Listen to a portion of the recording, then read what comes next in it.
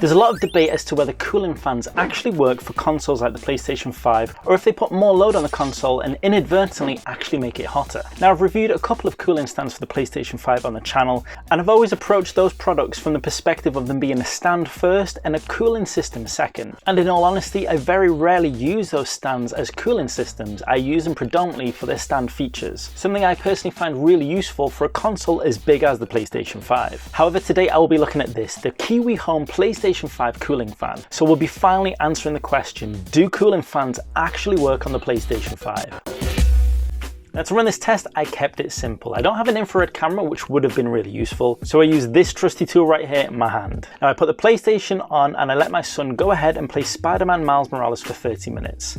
At this point, I put my hand on the console and felt how warm it was. There was noticeable heat around the back end of the PlayStation 5, and I could feel that heat evenly dissipate as you move towards the front. There was quite a noticeable amount of heat, even through the plastic sides of the PlayStation 5, and you could feel the heat start to dissipate around about halfway through the console. After the half-an-hour mark, I attached the KIWIHOME PlayStation 5 fan, and this was the first thing I liked about the fan.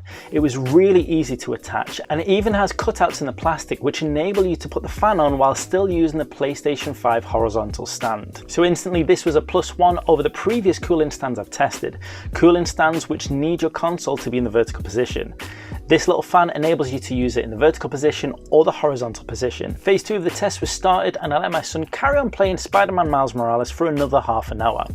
And at this point, I put my hand on the console again and I could notice a distinct difference in the heat of the console. The gradient of heat across the console was much less, meaning that the heat didn't find its way all the way to the middle of the console. It was much more focused in the back, and the area that was the hottest was no hotter than it was previously, meaning that the fan was successfully drawing heat out of the console and pulling it away from the components. This for me was actually a big surprise and another huge positive for this little PlayStation 5 fan. So the answer to the question, do PlayStation 5 cooling fans work? Well, the answer is yes. This one does. However, there is one downside, and it's the kind of downside you would expect with any aftermarket fan, and that's the noise. This fan does add a significant amount of noise to the operating noise of the PlayStation 5. There are two different modes you can set it at, a medium speed and a high speed. You can also have it switched off if you want, but if you are operating this at full speed and trying to get as much heat out of the console as possible, then you're gonna notice the sound.